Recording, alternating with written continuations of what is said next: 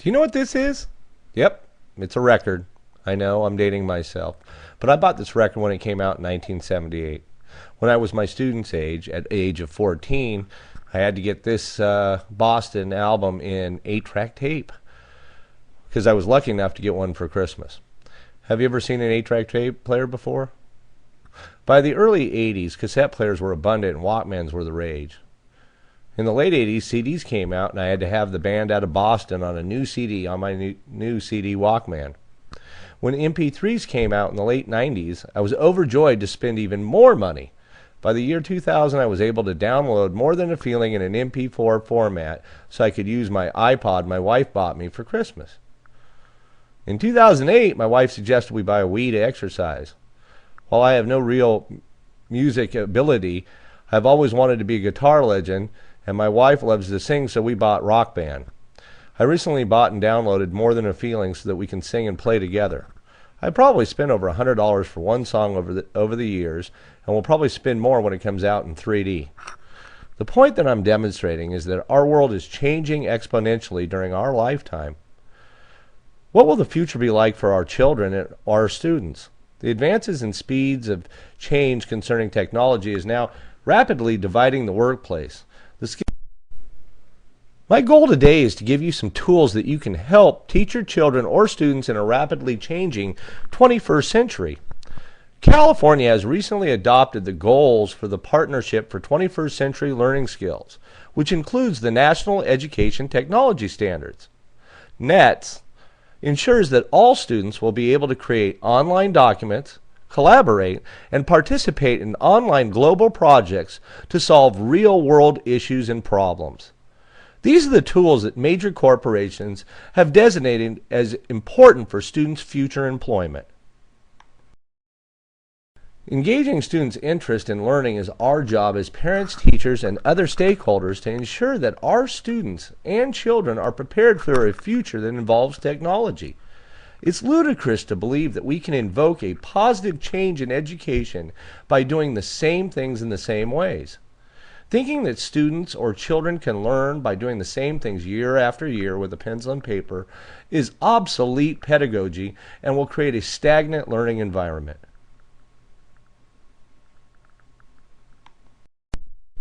So, how many of you own your own blog site? How about website? How about even an email address? Do any of you know what Web 2.0 or 3.0 tools are? Well, the first Web 2.0 tool I'd want to explore is Wikispaces.com. Have any of you ever created wikis? Now, I'm not talking about WikiLinks that you've heard about in the newspapers today. I'm talking about Wikispaces, www.wikispaces.com. Wikis are powerful artifacts that can be created by teachers, parents, and most importantly, students to demonstrate their knowledge of content standards. Wikispaces.com is free and allows members to create unlimited websites for education.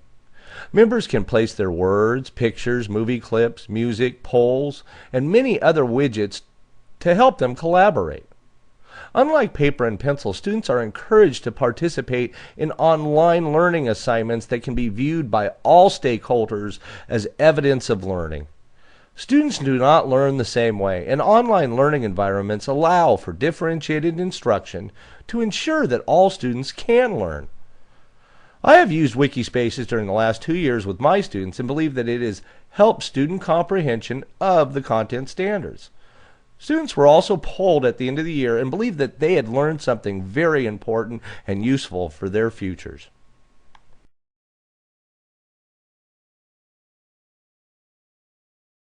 I'm going to show you one site that was created by one of my students. These are English language learners, and I'm sure this helped them learn and speak English proficiently. They were required to put a video on here, which I'll show you a little bit of once it comes now. So the Torino say it's 150 degrees, very hot, and it's going to stay like this for a month. Very close to Victorino Roberto Esponja with 50. Well, at least you get the idea what they were doing, obviously, and I'll fast forward through this so that you can see some of the other things. Is they did a weather video concerning solar radiation standards. And so each student also was assigned a different page, and they were to investigate a different standard. So I'll just click on one of the pages and we'll see what we get.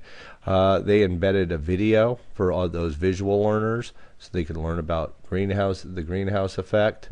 They were also required to put a picture and then have some information in the site that they also got them from. And you can see that this student obviously put quite a bit of information on there. Their next assignment was to actually write a paragraph concerning what they learned by accomplishing this video, and to use the discussion tab to correspond with each other so they could go back and forth and answer questions. So this is another powerful learning tool that all children can use to learn from. I want to try to keep moving along today, so please write down any questions you have and I will try to answer them, or you can post them on this blog site. Have you ever heard of VoiceThread.com? Well, VoiceThreads allow members for educational purposes up to 50 voice threads that can be used to demonstrate their knowledge. VoiceThreads allow members the ability to collaborate effectively and demonstrate their knowledge by creating animated PowerPoint-like presentations. So what is a voice thread? Well, it's a tool for having conversations around media. Whether it's images, videos, documents, or presentations, or any combination of them, a voice thread can securely capture and hold an entire group discussion on one simple page.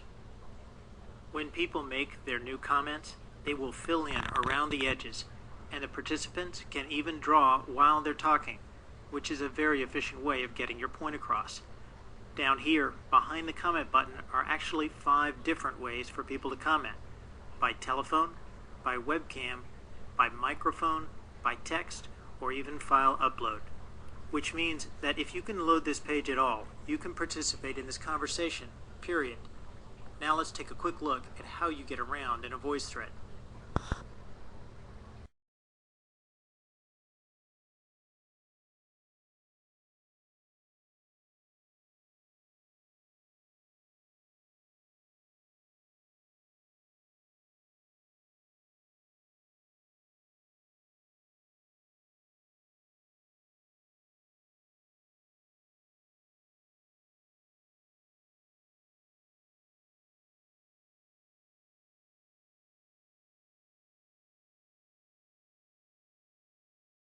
Okay, this is an example of VoiceThread. I actually read the document for one of my students, but let's take a listen. You can scan, you can interject pictures, and you can actually comment. The Princess of Waltagan. There once lived a witch in the forest of Waltagan. Everyone in the village of Waltagan loves her because she... You can also add other slides to it, so that if I want to go to other students and I want to combine a whole class. One day in the valley of Cindercone, a volcano named Explosive. So I think you can get the idea that I'll show you some other sites how powerful, what a learning tool this could be. So how do you think VoiceThread could be used in your classroom or with your child? I know you could write down at least 3 ways in which you could use Wikispaces or VoiceThread with your students or your child.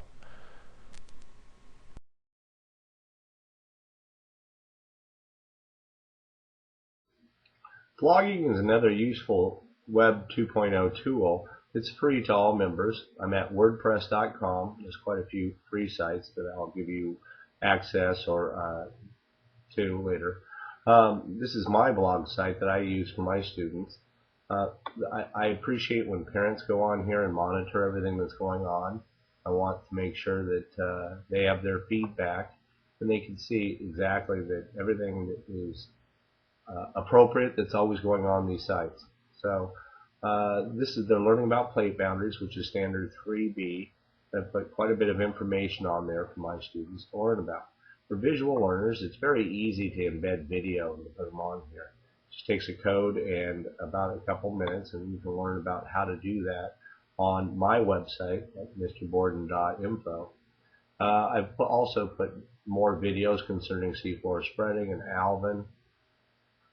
We're studying also volcanoes. So I wanted to make sure that I engage those students. And there's Volcano Live, and volcanolive.com has volcano cams around the world, so that we can actually see what's going on when we look at.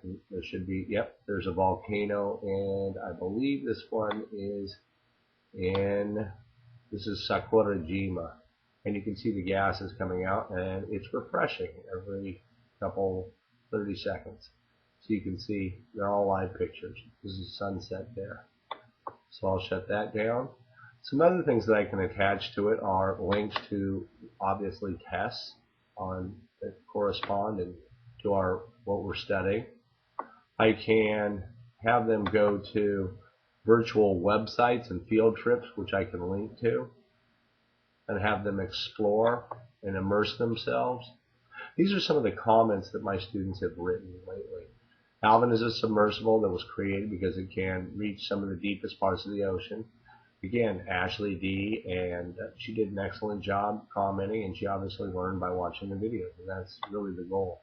So your student or your child could actually learn to create websites and blog sites where he can embed video and place information so that he could teach others or other classmates or himself, or prove to the teacher that he definitely understands what they're teaching.